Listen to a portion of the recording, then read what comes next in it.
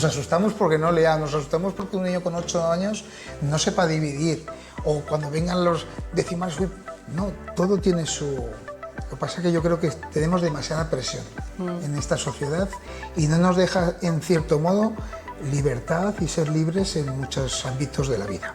La concentración también nos falla. Si es que en cualquier tertulia de adultos hoy en día siempre hay alguno con el móvil, o siempre hay alguno, o simplemente el hecho de que suene algo, dice, perdona, estoy hablando contigo, contesto al móvil, en vez de decir, no, móvil, espera tú, que yo ahora estoy hablando contigo. Sí. Entonces, eso también, si lo hacemos los adultos, ¿cómo no lo van a hacer los niños?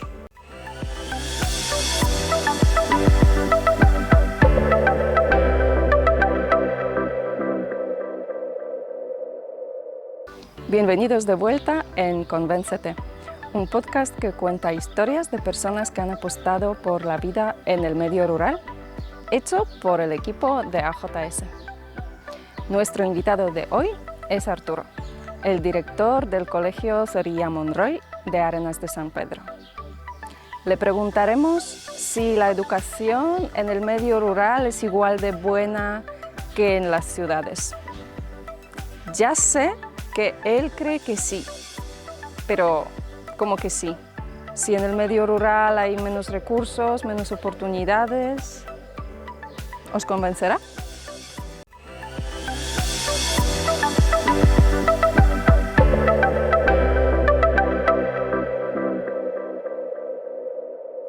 Bienvenido, Arturo. Hola. Y bienvenido, Tony. ¿Quieres enseñar tu cara? Un corazoncito, muy bien. En cada entrevista Tony nos sorprende con algo. Muy bien, eso está muy bien.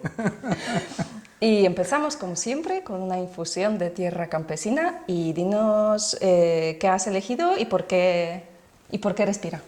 Pues, oye, la verdad, primeramente, muchas gracias por la invitación. Y esta infusión, pues he estado viendo también por la época en la que es, todas las alergias, todas las congestiones y demás, digo, me parecía que era apropiado para la época. Así que, bueno, he elegido esta. Como puede ser cualquiera, pero... Y huele muy bien. Muy bien. Muy bien. Huele muy bien, sí. Y bueno, dinos, ¿quién eres? Bueno, pues soy Arturo Belenguer Martín, soy de Teruel, en Aragón, y bueno, pues aquí aterricé hace concretamente 19 años y aquí sigo y aquí yo creo que me jubilaré. Aquí en Arenas estoy muy feliz. ¿Y cómo ha sido el recorrido de Teruel hasta Arenas? Hasta Arenas, pues me lo ha preguntado un montón de gente porque no es nada corriente encontrar a alguien de Teruel por estos lugares. Claro. Bueno, pues todo, bueno, cuando terminé COU, el acceso a la universidad, no sabía muy bien qué elegir. Entonces estaba en aquellas épocas, había carreras como muy de moda, estaba económicas, derecho, y yo había estudiado música en el conservatorio y siempre era algo que me llamaba mucha atención. Y bueno, pues al final en ese verano decidí, mi padre fue el que un poco me orientó y me dijo, oye, hay una carrera nueva que es Magisterio Musical, Magisterio de Educación Musical, y entonces, bueno, pues me gustaba, estaba muy indeciso en qué carrera, porque bueno, yo vengo, mi familia han sido médicos y yo también me gustaba, ¿no? Pero no era algo que luego también la nota de la selectividad también cuenta. Ya. Y bueno, pues no estaba muy decidido en qué coger. Así que mi padre me ayudó mucho. Era, pues cuando tienes 18 años eres un poco niño también y no eres lo suficientemente maduro a veces para ciertas elecciones. Y bueno, mi padre pues me ayudó en todo momento, igual que mi madre, y estuvieron ellos indagando carreras. Apareció esta y yo dije, pues está muy bien. Además con la música, que es algo que yo seguía estudiando en el conservatorio, pues así fue. Buscamos universidad, a ver dónde podía. En Aragón no existía en ese momento esa carrera porque era nueva con el sistema, con el plan de estudios LOCSE. Y entonces había distintas zonas y bueno, pues al final cogí Ávila.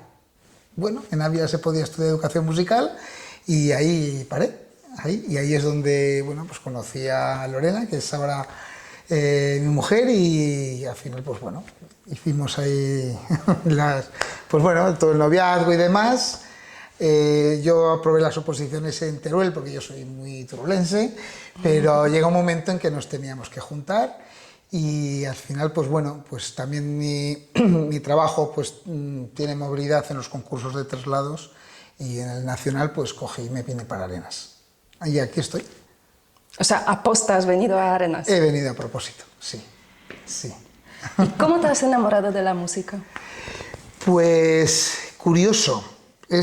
Mi padre siempre, antes de nacer, vamos, yo pues soy el primero, tengo otro hermano que es músico además, y antes de nacer les había comprado un órgano y una guitarra. Mi padre no tenía ni idea de música, pero le gustaba mucho la música. Y entonces cuando nacimos él se cogía el órgano y con unos manuales de colores pues empezaba tocaba algunas canciones, hacía sonar algunas canciones y pues de escuchar así al principio pues también pues bueno, a nosotros nos motivó, íbamos ahí a porrear más que tocar de pequeñitos el piano y pues ahí fue un poco el inicio. Y a medida que ya fui un poquito más de niño, pues ya ingresé en el conservatorio, primero en la escuela de la banda de música de ahí de Teruel, que entonces nos íbamos a examinar a Zaragoza, las pruebas libres de conservatorio, y luego ya en el conservatorio propio de ahí de Teruel. Ahí hasta. ¿Y qué tocas? Bueno, pues como instrumento con el que más me hice fue el piano. El piano también lo compaginé con la trompeta, porque me gustaban mucho los instrumentos de viento metal y sobre todo me gustaba mucho el tocar en grupo. Pero el piano tenía algo especial. Sí que es cierto que echaba de menos con el piano, era otro tipo de enseñanza, de estudios, entonces el piano era como más solitario, no se tocaba tanto en grupo como cualquier otro instrumento. Y eso, no sé, me costaba, compaginé las dos, me decanté al final por el piano, pero luego, bueno, una vez que ya terminé los estudios, dejé ya el conservatorio, pues, y cuando vine aquí, pues bueno, vi que había una escuela de música y bueno, pues retomé, quería estudiar aprender, mejor dicho, otro instrumento y ahora mismo pues toco la tuba. Así que nada, eso, pero vamos, cualquier instrumento es bonito. ¿Y eso es normal en España, que un pueblo así como de 6.000 habitantes tenga una escuela de música? Porque a mí me sorprendió cuando llegué aquí. Pues la verdad es que cuando yo llegué, sí que es cierto que en Teruel, de donde yo vengo, y por cercanía también a Valencia, es una zona donde la música tiene muchísimo arraigo. En muchas localidades, también pequeñas, muchos pueblos pequeños, tienen sus propias bandas, sus propias escuelas de música, incluso hay pueblos como Arenas que tienen hasta 2 bandas de música. Entonces, bueno, me sorprendió porque, claro, digamos, cuando tienes 18 años, pues tampoco, y hace ya tiempo, no es que viajes mucho y conozcas tanto, pero llegar aquí, ya más a Ávila, pero bueno, luego ya llegar aquí a Arenas y sobre todo ver la afición que había por la música y ver cantidad de gente que formaba parte de distintas agrupaciones, la verdad es que me sorprendió mucho. No es normal ver esa afición y ese arraigo que tenía la gente aquí en Arenas. ¿Sí? Eso también me hizo que bueno, pues oye, pues vamos a apuntarnos también a la escuela de música y aprender otro instrumento. Sí, yo también. Una de las primeras cosas que he hecho cuando llegué el primer año, también me mandaron a la escuela de música. Yo, ¿cómo te gusta cantar? Tú vete, a ver si puedes hacer algo. Y claro, llegamos y al día siguiente ya estábamos en el ensayo del coro. O sea, era un ambiente tan abierto y tan acogedor. Es que la música, claro, es que es lo que tiene. Sí, sí. La música abre mundo y es súper acogedora. ¿Y por qué es importante la música en el desarrollo del ser humano? Pues porque a nivel cognitivo te abre muchas áreas. Yo creo que es la gran desconocida. Es un arte, y como cualquier arte, abre muchísimos campos, muchísimas áreas. A nivel cognitivo favorece muchísimo, porque es complemento de cualquier otra herramienta o cualquier otra enseñanza que puedas tener. Y se sale un poco de lo que es tradicional, ¿no? Entonces, ahora la música desde pequeño para mí es algo vital en los niños. Debería estar más potenciada. Hablamos de música, pero bueno, me da lo mismo que sea música como cualquier tipo de arte. El teatro también es algo que es fundamental, porque te hace que la lectura que te potencie un poquito más la lectura y demás. Entonces, ahora en estos tiempos que corren, pues con más motivo haría falta que se dé más énfasis en este tipo de enseñanzas que en otras. Pero bueno, para mí es vital, ¿eh? Mis hijos, desde pequeñitos, yo lo tenía clarísimo, a la escuela de música de aquí de Arenas. Y los dos, tanto Arturo como Lucía, han estado en la escuela de música aprendiendo distintos instrumentos, Arturo la trompeta y Lucía la guitarra, y la verdad es que eso es lo que se llevan. ¿Y están en las bandas o no? Pues bueno, Arturo sí, Arturo el mayor sí, con la guitarra Lucía no, que es más complicado, pero Arturo sí, costó mucho porque bueno, las agrupaciones lo que tienen, desde mi punto de vista, no sé, es que necesitas también que estés acompañado de gente de tu edad.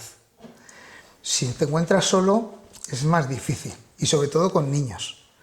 Porque un adulto es fácil, te relacionas fácilmente con unos, con otros, pero un niño, pues si no tiene sus amigos o sus amigas, le cuesta mucho entrar. Y al principio sí que había un grupito de su edad más o menos, que tocaban cada uno un instrumento, estaban en la banda y muy bien. Pero poco a poco se fueron yendo y llegó un momento que se quedó él solo. Y era una lucha un poco así, de decir, venga, vente a ensayar, quédate, es que no quiero, Yo creo que se aburría, como es lógico. Claro. Le gustaba, pero a la vez no encontraba. Y ya cuando, entrada ya en la adolescencia, pues ya otro amigo suyo entró en la banda, retomó gente que no estaba, volvió a retomarlo, y ya han estado, pues hay un grupo de su edad, que él tiene ahora 19 años, se lo pasan en grande y vamos, no pierden ocasión para venir a ensayar o tocar, porque luego, claro, cuando vienes a tocar o a ensayar, luego te vas por ahí. Y claro, eso los jóvenes, pues es algo que, ¿ves? La música también une por ahí. Totalmente. La música une por cualquier sitio. Sí, eso me decía gente que toca esos instrumentos raros tipo trompeta, tuba, que lo que mola en esos instrumentos es que se toca junto con otra gente. Sí. Y se hace amigos y se sale juntos, y que no es solo tocar por tocar, pero para estar con gente, para formar comunidad. Es que es algo social. Eso. Es algo social. Y el tema de estar con gente y empatizar con todo el mundo y demás, aprendes muchísimo. Entonces es que la música reúne todos los requisitos para... Y si pudieras, hablabas de la importancia de teatro, música en la educación, si pudieras crear una escuela de tus sueños, ¡ostras! ¿Cómo sería? ¿Cómo serían las asignaturas? No sé, el horario, la metodología, ¿cómo sería? Mira, la verdad es que siempre lo tienes en mente, ¿no? Porque cada uno tiene ¿no? esa parte de sí que te gustaría que esto fuera de tal manera. Evidentemente no habría que obviar ciertas enseñanzas como pues la lengua, la matemática, evidentemente son áreas que son vitales, pero sí que los sistemas están como muy cerrados en ese aspecto.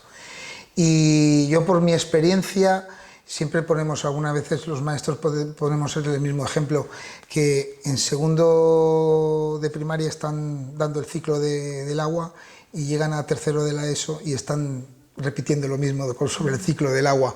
Entonces, hay ciertas cosas que a lo mejor tiene su edad ahora, por ejemplo, hay un aspecto que para mí es, queremos adelantar tanto en el tiempo y meter a los niños tanta presión con el tema de hay que leer cuanto antes mejor, hay que saber dividir cuanto antes mejor. Yo creo que nos estamos equivocando en esto. Yo creo que todo tiene su momento, tiene su edad, todos los niños maduran de una manera distinta, pero ¿por qué un niño tenemos que a los 4 años tenga que saber leer?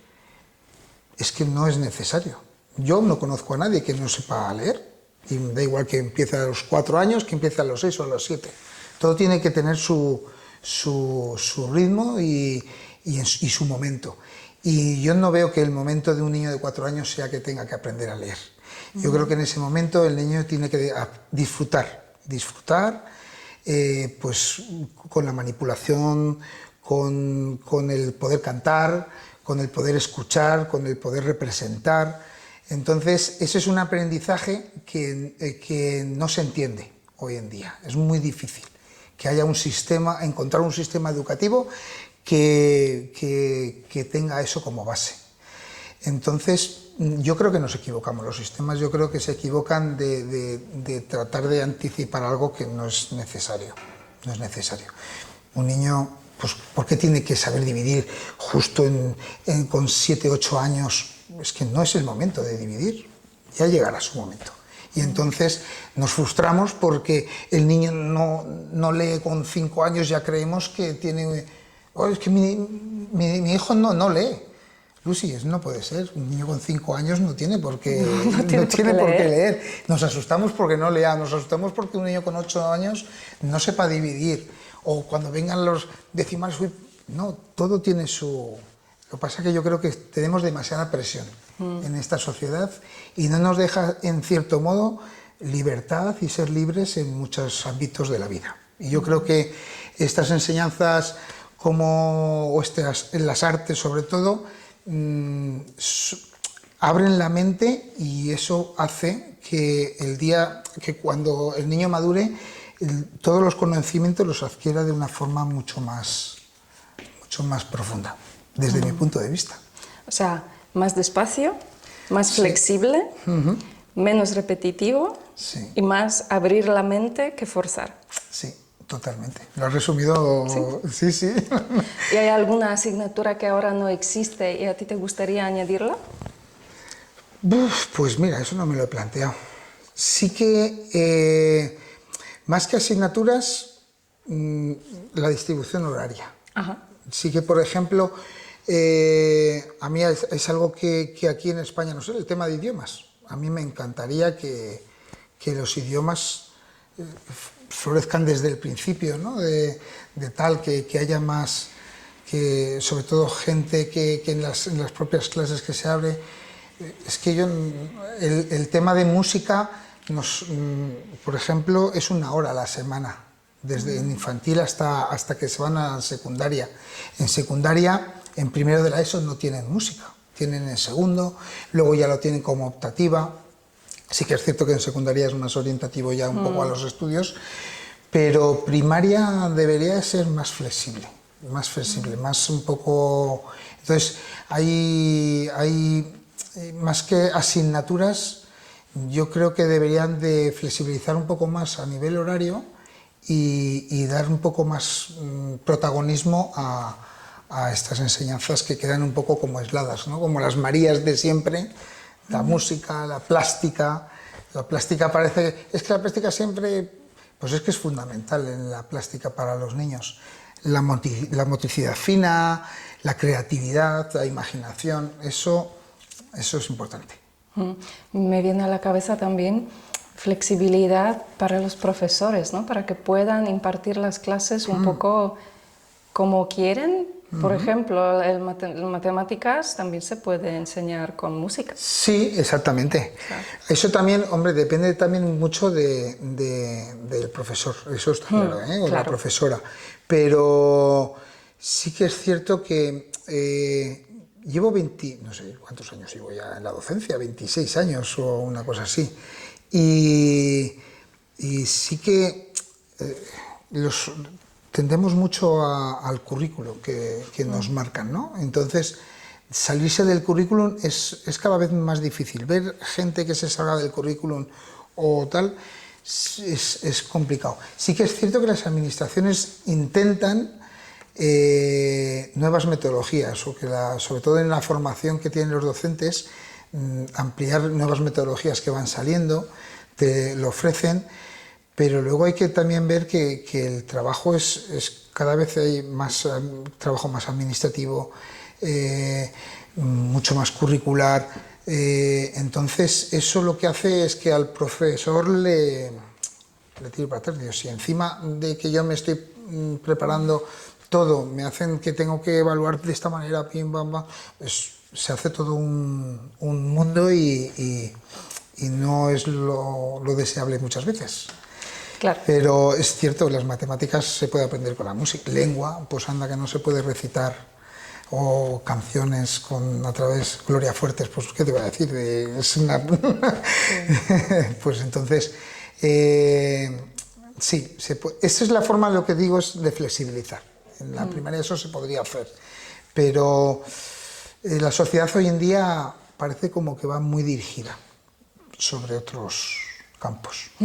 Aquí justo te quería preguntar, porque llevas muchísimos años enseñando, has visto generaciones de niños, ¿cómo estaban cambiando? ¿Cuál es la diferencia entre los niños de hace 20 años y los niños de ahora? Pues los niños son niños, y los niños de hace 20 años son niños como ahora, lo que pasa que tienen a su disposición herramientas distintas, de las que había hace 20 años, 30 años, a las que hay ahora. Entonces, yo creo que lo que tiene tanto el niño como la niña a su alrededor es lo que te hace luego cambiar, ¿no? O ver generaciones distintas. Entonces, ahora, claro, ahora está el tema de las tecnologías, antes no lo había. Entonces, lo que nos cuesta a los mayores es ver esos cambios, porque nosotros como mayores pensamos que era lo que nosotros teníamos, es lo mejor que les puede venir ahora, y no ver, por ejemplo, lo bueno que tienen las tecnologías o lo malo que tienen.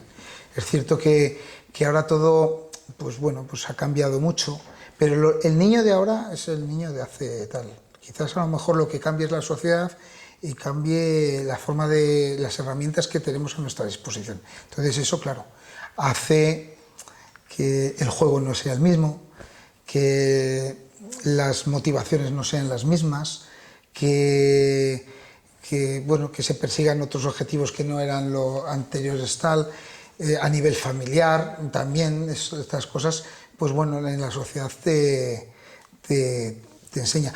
Dicen, es que la sociedad avanza, yo siempre digo, la sociedad siempre avanza por delante de todo el mundo, de cualquier administración, avanza por delante de la educación, las administraciones o en este caso la educación va muy por detrás del avance de la sociedad. Siempre estamos a remolque. Nos cuesta mucho. Pero yo creo que de siempre, ¿eh? De siempre. Yo me acuerdo cuando estaba en la universidad, el internet no existía. No existía. Entonces era otro tipo de enseñanza, evidentemente, no se puede comparar. Yo creo que el comparar no es bueno. Es saber escoger en cada momento las cosas positivas y las cosas negativas que tiene. Entonces, antes no había, móviles tampoco existía. Yo me acuerdo, yo tuve la suerte de empezar como yo soy de Teruel, y empecé en el CRA Trama Castilla de la Sierra Albarracín de Teruel, y ahí es donde se empezó el proyecto Aldea Digital, que era pues meter lo que es internet en los centros educativos. Era un CRA, yo llevaba un CRA, 10 pueblos llevaba entonces, un pueblo por la mañana y otro pueblo por la tarde, daba música, en 10 pueblos de la Sierra del Barracín. Y me acuerdo que ahí fue una experiencia piloto del Ministerio de Educación, y allí donde empezó la ley digital. Entonces eso era un mundo, era una revolución, el que ver que en una zona rural, sobre todo de la España vaciada, de localidades muy pequeñas, donde escuelas, pues una sola línea, de una clase nada más. Entonces teníamos niños de 3 hasta entonces primero y segundo de la ESO, también lo teníamos ahí en el mismo colegio, y ver un ordenador y ver que podías ver el Museo del Prado. Es que me acuerdo yo que lo primero que vimos fueron cuadros del Museo del Prado. Entonces los muchachos, bueno, es que alucinábamos nosotros, pues cómo no van a alucinar los niños, ¿no? Entonces, eso, bueno, pues todo esto ha cambiado, la revolución siempre ha existido. Cada época, pues le toca. En aquel momento fue, ahora ya Internet es como si fuera el Quijote, como aquel que dice, ¿no? Ya sabemos, cualquier niño hablar Internet, pues tal. Pero ahora hay otras herramientas distintas. Entonces lo que se dice que ahora los niños son muy irritables, que tienen aún menos paciencia, que no se centran en nada, ¿eso en vuestro trabajo, en el cole, no lo notáis? Sí, hay ciertas cosas que, claro, evidentemente todo va un poco asociado al juego que tienen los niños, ¿eh? Y a lo que fuera. Ahora con el tema, como está muy de moda el tema de las tecnologías, del uso del móvil, de las tablets, etc., la enseñanza evidentemente ha cambiado mucho. Yo veo a mis hijos cómo estudian ahora, de cómo estudiábamos, y es un cambio radical. Pero yo veo en las clases, por ejemplo, sí que noto cierta... Es decir, ahora yo creo que hay estudios, están en ello, pero sí que notamos, y en algún debate que hemos tenido interno, sí que vemos que a lo mejor lo que es la capacidad de concentración y demás, sí que falta.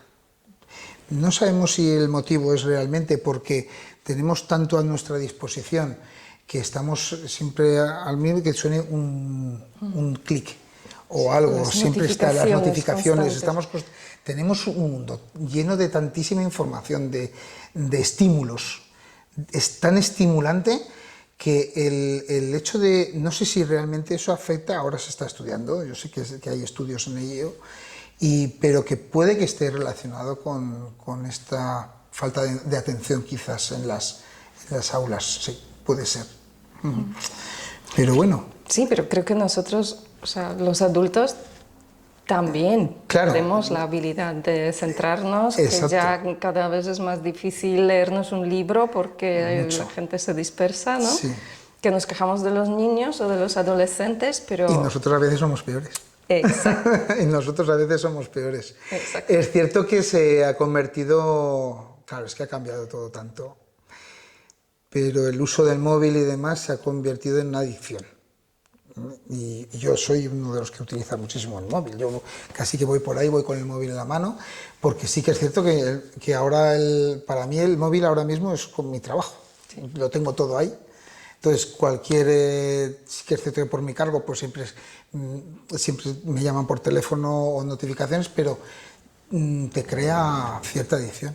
Y eso yo creo que a los adultos también nos pasa, es decir, hablamos de que lo notamos, lo podemos, claro, si es que a los adultos, si la concentración también nos falla, si es que en cualquier tertulia de adultos hoy en día siempre hay alguno con el móvil, o siempre hay alguno, o simplemente el hecho de que suene algo, dice, perdona, estoy hablando contigo, contesto al móvil, en vez de decir, no, móvil, espera tú, que yo ahora estoy hablando contigo. Sí. Entonces, eso si lo hacemos los adultos, ¿cómo no lo van a hacer los niños?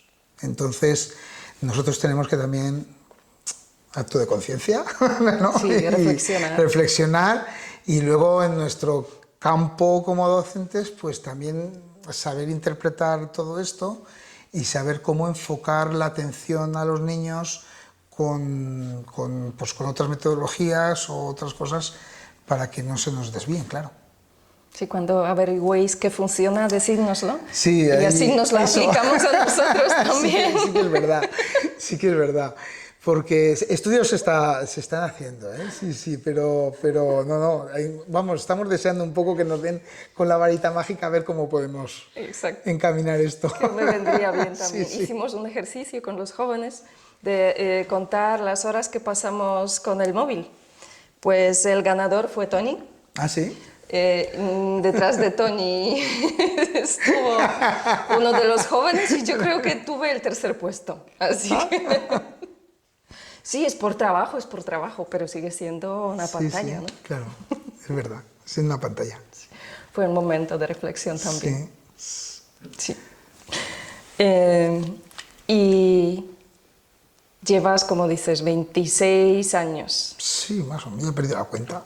¿Ha habido algún momento, algún acontecimiento, algún alumno que te haya marcado? ¿Que haya un antes y después? Sí. La pandemia. La pandemia. Sí. Ha sido lo peor que he vivido yo como docente y como director de centro. Eso fue horroroso. Cuéntanos. La pandemia yo creo que ha sacado lo mejor y lo peor de las personas, de todo. Y yo para mí fue durísimo porque desde mi posición tenía que entender todo. Es decir, como director de un centro tenía que entender a aquellas personas que eran aquellas más aprensivas, las personas que tenían miedo realmente a una enfermedad, las personas que no querían estar ni a un metro de ti, las personas que sí, que no les importaba estar cerca de ti. Todas las medidas de seguridad, atender a tantísimas casuísticas que las familias te daban, de ver realmente luego cuando estábamos encerrados pues la diferencia a nivel social, las familias, las familias que realmente tenían necesidad de ayuda. Entonces esas, pues yo tuve que ir a por casas, porque no tenían internet, no tenían teléfono, no tenían, es decir, eran que necesitaban cierta ayuda, y ahí te das cuenta de realmente que no es tan bonito, ¿no?, lo que vemos y la sociedad en la que vivimos. Entonces ahí yo sí que fue algo como muy real, ¿no?, de ver realmente, ostras, es que estas familias, sí que es cierto que aquí más o menos controlas, pero cuando llega una emergencia de este tipo, ahí se ven realmente muchas veces las necesidades. Y eso es lo que a mí me marcó mucho. Y bueno, yo, lo que mejor me quedo, pues con la ayuda, prestar ayuda, o la gente que se volcaba también mucho en ayudar. Eso es algo que a mí me marcó mucho en la pandemia, pero fue durísimo. La organización de un centro, que cada clase, el que abría para que hubiera ventilación cuando hacía mucho frío, los niños con las cazadoras, es que no sabías muy bien, no sabes, ni realmente sabes si lo estabas haciendo, bueno, crees que lo estabas haciendo bien, pero eran momentos muy tensos, porque claro, es que yo recuerdo que hubo unos momentos en que la escuela era el centro de atención de todo un país. Entonces, los niños van a empezar, digo, pues es que sí que es cierto que había reportajes y fotografías donde estaban todos los padres con temor a que los niños, y yo recuerdo que en los colegios pues las filas estaban formadas, los pupitres con sus medidas, y realmente, y luego veías al grupo de padres todos juntos en las vallas ahí apelotonados o aquí mismo, y decir, bueno, si aquí está todo bien, digo, pero lo que lo estáis haciendo mal estáis ahí, ¿no? Estáis todos juntos, demás. Pues dejar que las personas que estamos responsables. Fueron momentos muy duros. Fue un año, es el año para olvidar. Pero bueno, dentro de todo te quedas hay cosas que aprendes mucho.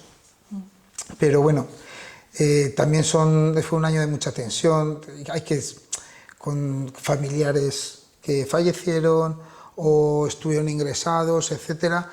y tienes que estar un poco ahí de hacer también un poco de terapia de psicólogo, como aquel que dice, ¿no? Y de saber escuchar a la gente, empatizar con todo el mundo, que no es fácil, y eso fue muy duro.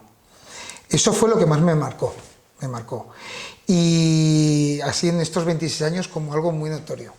Pero yo hay otra cosa con las que me quedo, y es la relación que tengo con alumnos míos desde hace 25 años. O sea, ¿Sigues en contacto con ellos? Sigo en contacto. En Teruel yo voy mucho por allá, porque nunca quiero perder las raíces, eso está claro. Y tengo cantidad de alumnos que me recuerdan y que yo les recuerdo, evidentemente. Y eso hace algo que no sé, es algo especial. Entonces eso es lo que a mí más me... He trabajado en muchísimos sitios, he estado en Teruel Capital, en la provincia, prácticamente toda la provincia, en Zaragoza, en la provincia de Zaragoza, he estado en muchísimos centros de todo tipo, crash, de Ciudad Grande, capital, o sea, y es que tengo tanta experiencia y he tenido tantísimos buenos recuerdos en todos los sitios que te quedas con la gente.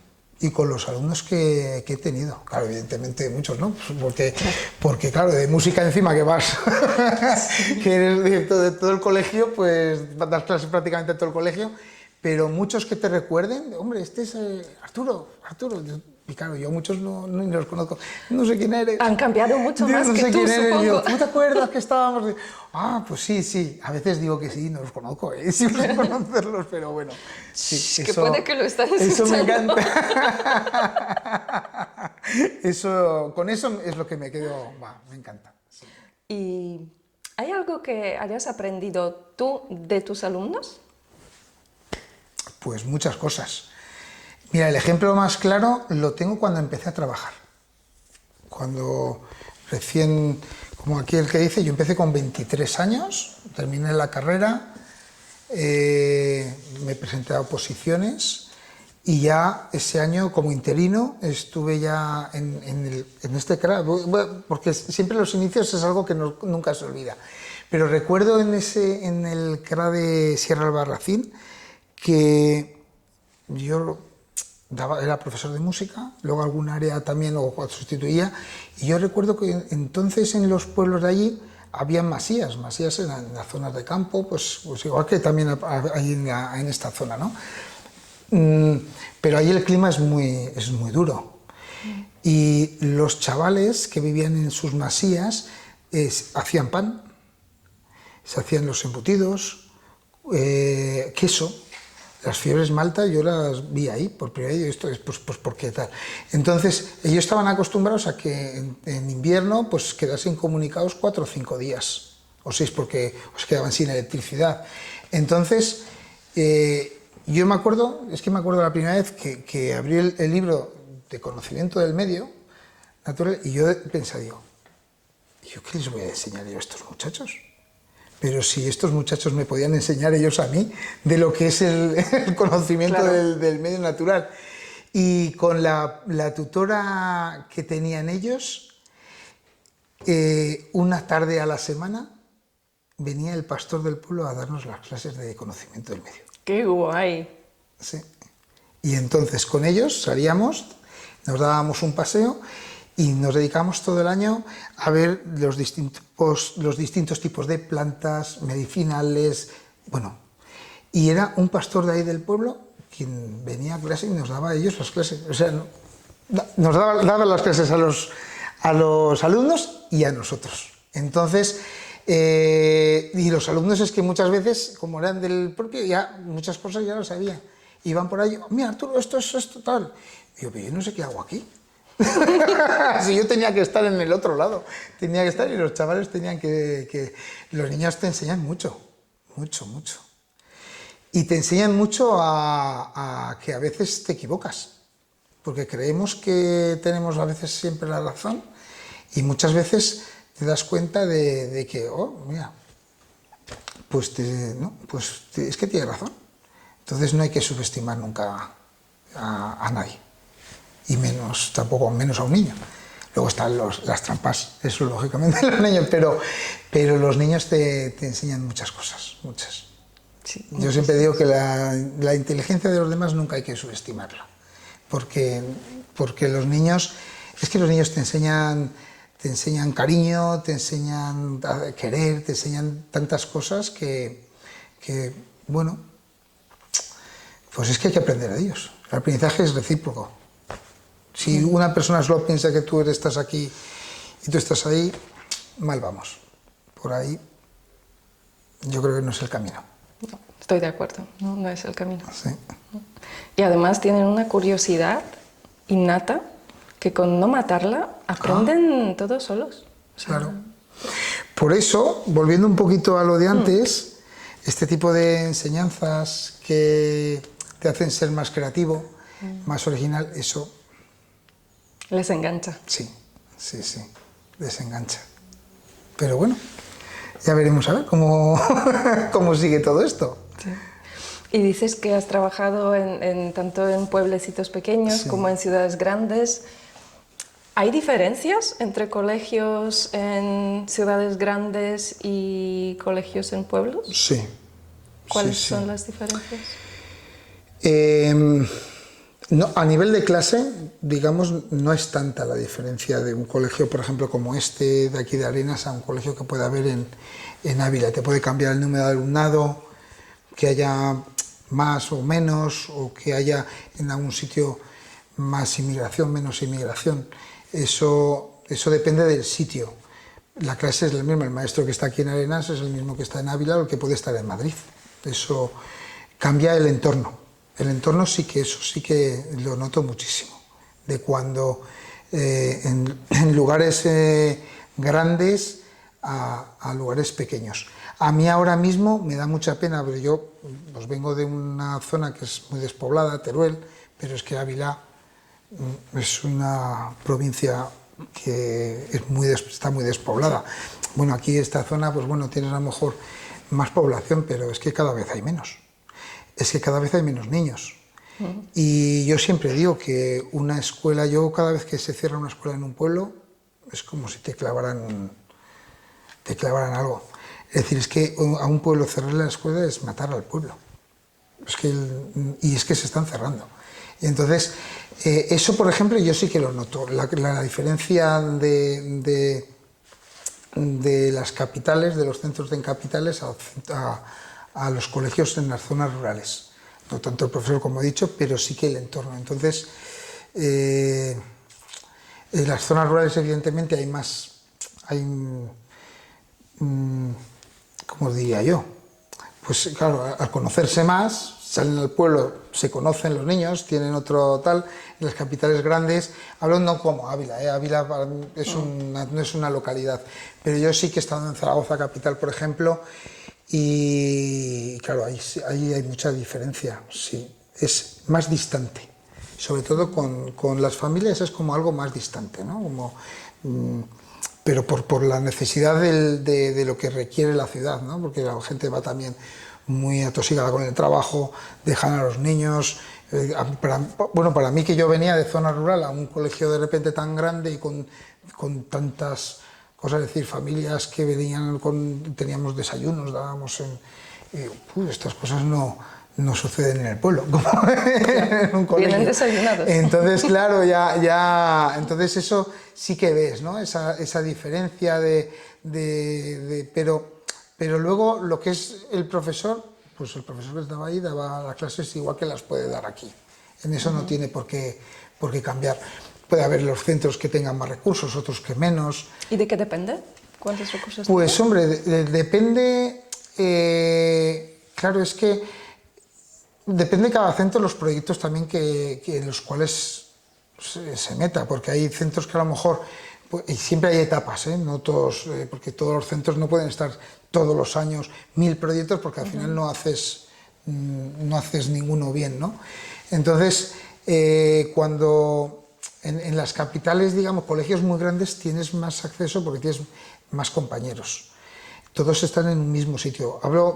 Ya me da lo mismo un poco este colegio que uno de Ávila capital, pero sí que los comparo con los CRAS. Ahí sí que puede haber la diferencia, ¿no? Es decir, porque aquí estamos todos en un centro, entonces terminamos de trabajar y estamos todos reunidos aquí. es diferente. En un CRA tienes que trabajar mucho a nivel social porque tienes el mismo centro, pero son distintas localidades, distintos pueblos. Entonces, tienes que tener un sentido de la coordinación y colaboración para que todos estén igual. No es lo mismo realizar actividades aquí conjuntas en un colegio de una localidad grande o de una capital que en un CRA, porque claro, imagínate guisando, el Arenal o otras localidades que tengan una línea o dos líneas. Entonces, claro, no es lo mismo hacer actividades conjuntas aquí que no hay. Entonces, eso sí que, por ejemplo, sí que se nota mucho. No es que no se haga, sino que es más difícil de coordinarse y hacerla, porque los CRAs siempre tienen un montón de actividades. Oye, pues el día del CRA y se juntan todos en una localidad o hacen actividades conjuntas, intentan hacer viajes conjuntos, pero eso cuesta mucho más que no aquí. Eso sí. Y estoy pensando, como dices, que en las ciudades grandes pues los padres están también con prisas, no tienen tanto tiempo. Me imagino que la colaboración con los AMPAs en los pueblos pequeños es mucho mejor y se implican más que en ciudades grandes, ¿no? Que eso también aporta mucho a la comunidad de la escuela. Pero yo me he encontrado en ciudades grandes con AMPAs también súper grandes, ¿eh? Sí. Guay. Sí, sí, es más, yo creo que también eso puede, a lo largo de todos mis años como docente, yo estuve en un colegio, mira, en el colegio donde yo estudié, precisamente, el colegio público en el Ensanche, el colegio público en Sánchez en Teruel, que luego fui maestro también ahí y tenía mis propios profesores, fueron compañeros míos, que yo digo, pero bueno, ¿cómo? Ups. Pues el AMPA de ese colegio, pues era un colegio muy grande, ¿eh? Hablamos de 700 alumnos o una cosa así, un colegio muy grande. Pues más de la mitad de eso eran socios del AMPA, era un AMPA súper fuerte. Y aquí en Arenas, este colegio, por ejemplo, el Zorrilla Monroy, ha pasado por distintas épocas. Y ha habido momentos que el AMPA pues había tal, otras veces el AMPA pues ha podido porque era poquita gente, entonces ahora ha vuelto a... Hay un AMPA bastante fuerte, son 100 y pico ya socios. Entonces yo lo que les dije ahora a los miembros del AMPA, que un AMPA fuerte hace un colegio fuerte, eso siempre. Porque lo que no puede ser es que un colegio vaya por un lado y el AMPA vaya por otro. Entonces esto no, todos tenemos que ir por el mismo camino. Yo siempre creo mucho en las asociaciones y creo mucho que las AMPAs tienen un papel importantísimo en los centros, mucho. Y yo creo que es vital. No es fácil, ¿eh? Y no es fácil encontrar familias que quieran hacer algo pertenecer a un AMPA y ser activos. Y ser activos, ¿eh? Exacto. El AMPA ahora aquí tiene una actividad tremenda y que vamos, que siga. Sí. Ojalá. Que siga, sí. Y hace poco entrevistamos a las chicas de la asociación Ollancas de Pollales y nos dijeron que el colegio de Pollales está creciendo porque varios padres que viven en Candeleda han decidido sacar a los niños del colegio de Candeleda, que es un colegio más grande, y llevarlos a Pollales. ¿Por qué crees que se cambian de una escuela más grande a un colegio más pequeñito? No sabía nada de lo que habían de un colegio a otro. Sí. Pues no te lo puedo decir. No sé si a lo mejor es porque habría que preguntarles a esas familias realmente el por qué han decidido cambiarse de un colegio a otro. No sé, a lo mejor por el sistema, a lo mejor, o porque prefieren a lo mejor algo más rural. No lo sé, no. No sé, a mí lo que me vino a la cabeza fue que quizás que si el colegio es más pequeño, el trato es más individualizado, no sé. Hombre, yo creo que No es sé, que... porque tampoco sé cómo funcionan esos crash chiquititos, Sí, entonces... me lo desconozco. Hombre, conozco profesores que están tanto en Candelera como en Poyales, pero no veo tampoco tanta diferencia que como si fueras de una capital, de un colegio de capital y tal, a un colegio de zona rural, ¿no? Que a lo mejor quieras un ambiente más, pues más de que los niños cuando salgan del cole pues puedan acceder y estén jugando también juntos, que eso, claro, en las capitales es muy difícil y en los pueblos es mucho más fácil. Pues ahí ya no lo sé, ya no. Me pillas ahí, no te puedo contestar. Digo, como eres profe y tienes tanta experiencia... a lo Sí, mejor- pero no lo sé, a lo mejor, no sé, ahora a lo mejor, yo qué sé, no le puedo decir, a lo mejor también va por gustos y por barrios, ¿no? Como aquel que dice, Puede pues ser. igual que a lo mejor aquí pues no está, a lo mejor pues va a otro colegio porque no está a gusto o porque no, pues igual que de otro colegio pueden venir aquí, pues lo mismo puede suceder ahí, no sé. No sé si de algún sistema distinto, pero Ni idea, ni idea, no tengo pero ni me idea. sorprendió mucho, ¿no? ¿Ah? ¿Tienes pregunta? Sí, Venga. yo tengo una pregunta un poco indiscreta, que creo que todo el mundo en España que no es profesor de música se hace, y que es, ¿qué os pasa a los profesores de música con la flauta y el xilófono? Es buena pregunta esa, ¿eh? No, porque he vivido en diferentes Sí, países y sí. no suelen darle tanta importancia a ese instrumento. Sí. En el mío sí. Sí, Es primero depende, el ¿eh? xilófono para los más pequeños y después es flauta. ¿Qué pasa? ¿Por qué? ¿Por qué? Pues mira, y también te voy a decir otro instrumento, la melódica. La melódica es como un pianete también, con un tubito soplas Sí, y sí, tocas sí, el sí, piano, también, ¿verdad? también, sí, sí. Bueno, ha cambiado todo mucho. Ahora con las nuevas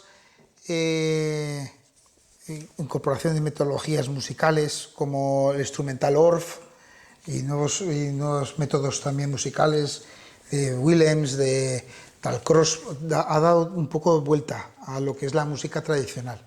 Pero yo creo que el hecho de la flauta dulce o el hecho del xilófono o el hecho de la melódica, que ahora sí que algunos centros han vuelto otra vez a retomarlo, es como debe ser complemento, no algo encorsetado. Yo algunas veces he hecho flauta dulce, ¿eh? En el colegio. O sea, aquí, ahora llevo unos años que no, pero ha habido años que sí. Pero no como algo, no pongo yo una nota si sabes tocar sí o no. Sí que es cierto que claro, depende, cada maestrillo tiene su librillo, pero sí que te das cuenta con la experiencia de que hay ciertos instrumentos que a lo mejor no tienen cabida en ciertas edades, ¿no?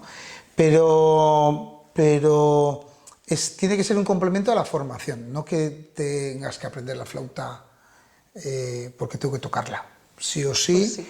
y tal, ¿no? Noche de paz. Ya. Sí, ya. nosotros sí que tenemos que tocar. Porque a veces hay ciertas canciones como que son facilitas de tocar. Sí que también es cierto que ese instrumentario es un material bastante asequible a nivel económico para las familias, es decir, ¿qué instrumento puede tener? Los xilófonos ahora son caretes, más caretes, pero una flauta dulce por 8 euros, 8, 10 euros, 11, la puedes tener. Las melódicas son un poquito más caras. Entonces dices, pues bueno, ahora por ejemplo, nosotros aquí estamos con el ukelele. Hemos hecho, entonces, sí, el ukelele. Yo me he tenido que... Estoy aprendiendo a tocar también el ukelele, porque yo no lo he tocado nunca. Claro. Si se lo tengo que enseñar, sé música, pero el ukelele no me va a costar mucho, pero, Sí. entonces va cambiando. Pero, hombre, yo creo que depende también del maestrillo. Yo el hecho de que si no tocas bien la flauta te voy a poner un 5, no veo yo que sea. Como complemento, yo por lo menos desde mi punto de vista es más a nivel instrumental de montar dentro de la clase algo melódico, entonces que no sea cantado, pues entonces la flauta dulce o una melódica o un xilófono te puede hacer ese papel. Que en otro instrumento de percusión no te lo puede hacer. Una guitarra no está tampoco al alcance de que todo el mundo tenga una guitarra, por ejemplo. Y lleva más tiempo aprender a tocarla. Bueno, pero es un instrumento súper agradecido. La guitarra con 2 cuerdas o 3 tienes canciones. El piano también la melódica también. En la flauta depende. Si nosotros es como todo. No pretendamos enseñar a leer a un niño de 5 años, pues no pretendamos enseñar a un niño la flauta con 7, 8 años, que a lo mejor eso a veces sí que se hacía, pero bueno, porque los dedos no los tienen formados, los agujeros no los pueden tapar, entonces es un poco. Yo sí que recuerdo de haber hecho, oye, pues vamos a empezar en tercero con la flauta, y bueno, pues es un error, pues vamos a empezar en cuarto, pues también es un error, vamos a empezar en quinto, porque los niños van a aprender lo mismo en quinto o en sexto, van a aprender lo mismo que han aprendido en tercero o cuarto, lo van a aprender en quinto o en sexto en 2 semanas. Y luego has estado amargando a un niño durante tanto tiempo con la flauta. Y a los padres con la misma melodía. Y a los padres todo el rato repetitivo, repetitivo, repetitivo. Pero también los que hemos estudiado música, aunque sea otros instrumentos, en casa lo han sufrido, ¿eh? Y los vecinos. Sí. Los vecinos sobre todo, anda, que no teníamos nosotros. Mis padres tenían jaleo con los vecinos con el piano, porque mi hermano también músico. Así que fíjate. Y has dicho al principio que llevas aquí ya 19 años y muy contento y aquí te quieres jubilar. Sí. ¿Qué te gusta en esta zona? Todo.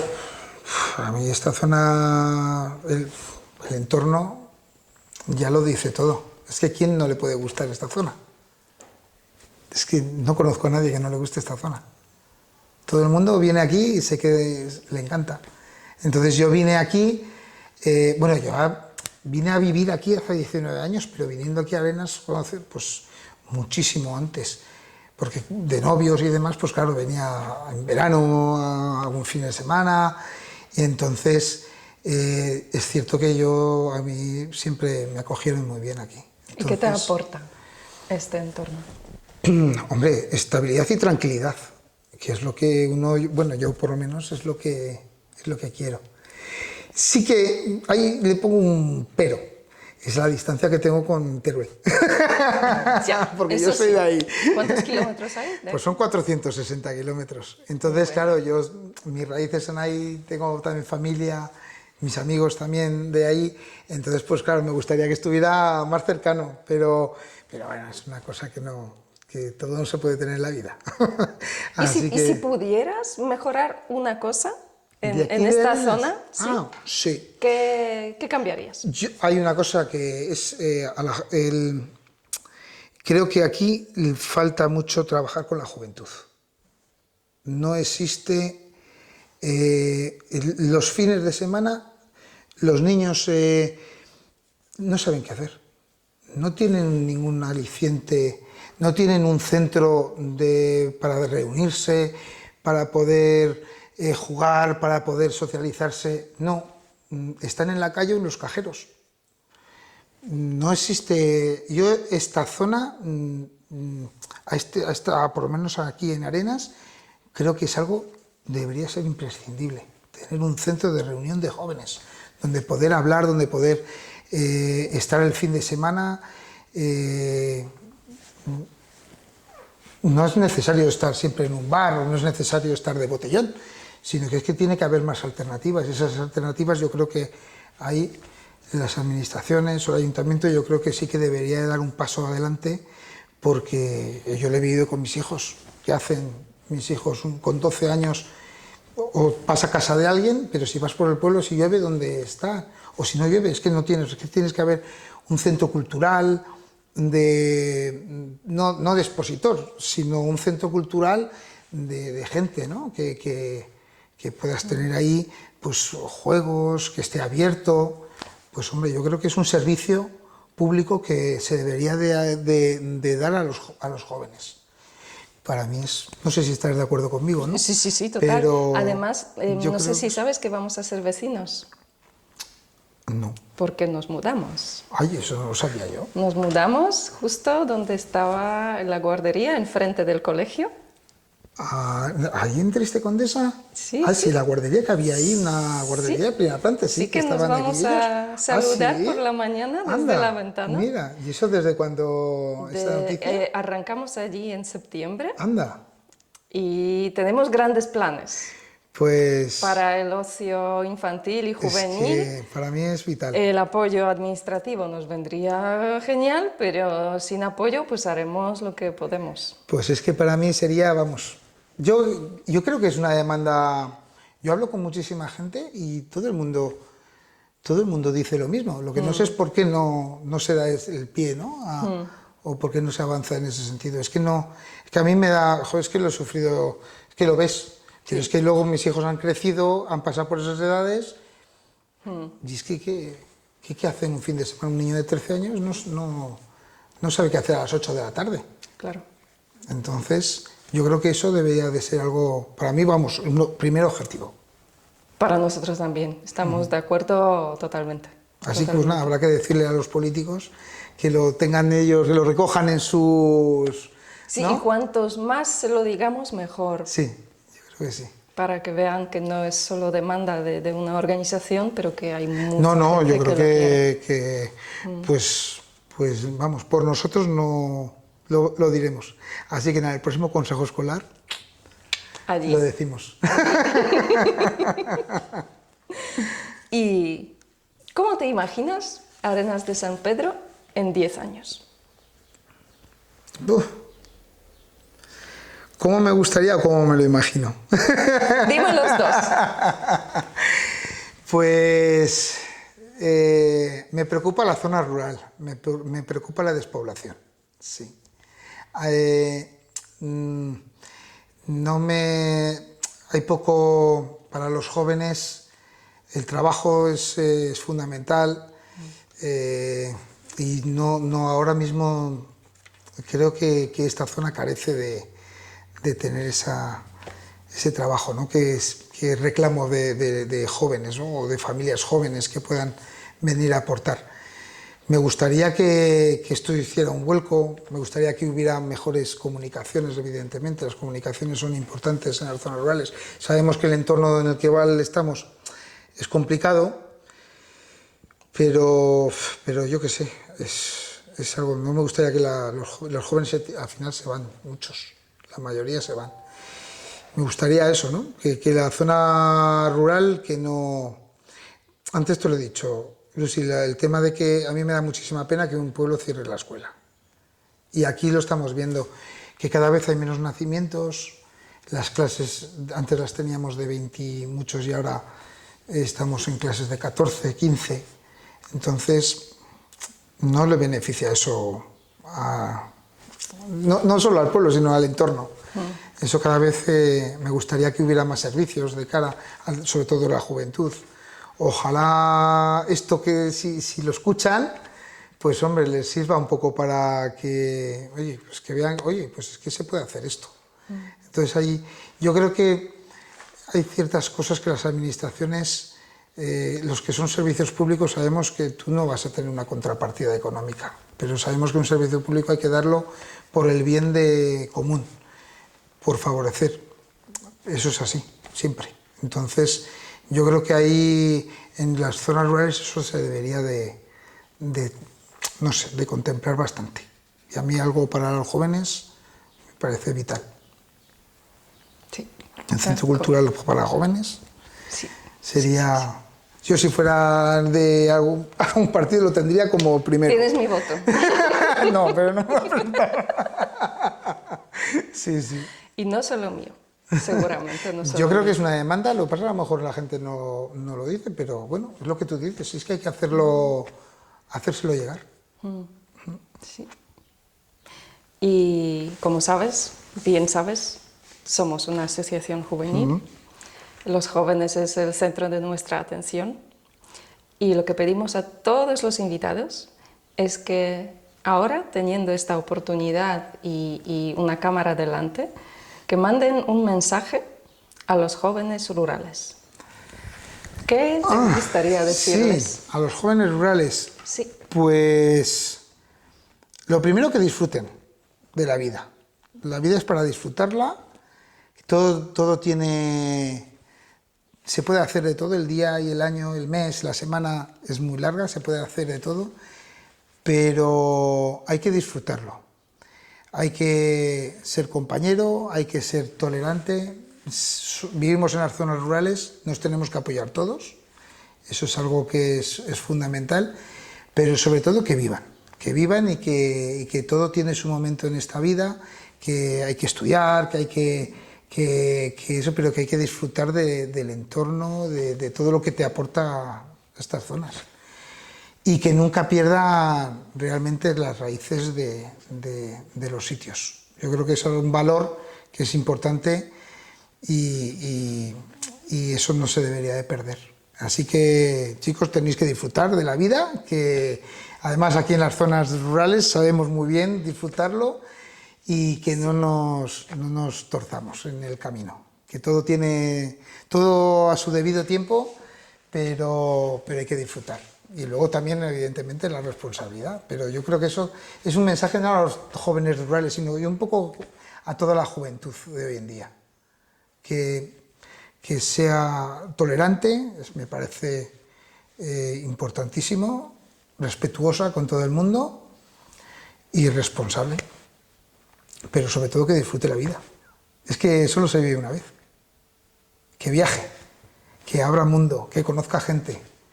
Es que vosotros hacéis una labor importante. Yo he participado, he colaborado con vosotros, he tenido en casa durante 3 años pues jóvenes que han venido aquí el primer mes, luego ya pues dejamos porque todo tiene momentos y a mí me parece que es una labor fundamental. El empatizar, el crear un ambiente solidario de gente, un ambiente cultural sano, pues es que es fundamental. Entonces, pues, ¿qué más? Es que no te puedo decir más que, Sí. sobre todo a vosotros, que muy bien, que hacéis un papel. No, a mí me gustaría que se conociera más. Yo creo que ahí sí que... También. Yo creo que ahí sí que se podría intentar hacer conocer más. Sí que las actividades... No lo sé, no sé cómo, ¿eh? No sé cómo. Ahora manda el fútbol. Sí. Yo soy súper mi pasión, ¿eh? Pero a mí también me gusta. Sí, es no mi pasión. Digo que no, pero sí. Nos roba jóvenes. Sí, hay cosas... No sé, pero yo lo veo... Yo como colaboré, y sobre todo pensando también a nivel egoísta, entre comillas, por mis hijos. Porque el tener a una persona en casa de otra nacionalidad que te enseñe otras cosas, que te abra mundo, pues yo creo que es algo importante en la vida. Entonces, por eso. Entonces, sé que la labor vuestra de acoger a todo el mundo, porque ahí no se mira nada, ni se mira ni cómo uno se peina, ni cómo viste, ni nada, sino simplemente poner encima de la mesa un montón de cosas y saber elegir y saber corresponder. Entonces, los chavales tienen que disfrutar, los jóvenes tienen que disfrutar. Que ya vendrá, si luego la vida es muy larga, de trabajo, es muy duro y demás, pues que disfruten. Sí, para explicar a los que no saben, que AJS acoge voluntarios europeos de diferentes países todos los años y el primer mes esos voluntarios viven con familias de la zona, que son sus familias de acogida, y eso durante 3 años Arturo y Lorena han sido también una familia de acogida para esos voluntarios, ayudándoles a integrarse en la comunidad y siendo básicamente el papá y mamá de los jóvenes que venían. Que muchas gracias por eso, que se llevan recuerdos increíbles de esas estancias con vosotros. Que luego sigues teniendo contacto. Exacto. Eso es lo más bonito de todo. ¿Algunos han venido a visitaros? Bueno, este fin de semana Nairuz claro. me llamó porque, oye, ¿no estabas en Teruel? Y digo, pues mira, casualmente sí, estoy en Teruel. Y dice, vale, pues tal, y dice, pues te veo. Digo, vale, muy bien. Digo, pues nada, ahí nos vimos, ahí se quedó en casa y nada, estuvimos ahí muy bien. Pues estaba de visita, estaba viviendo ahora en Valencia, pues mira. Sí, saludos así que, para Nairuz.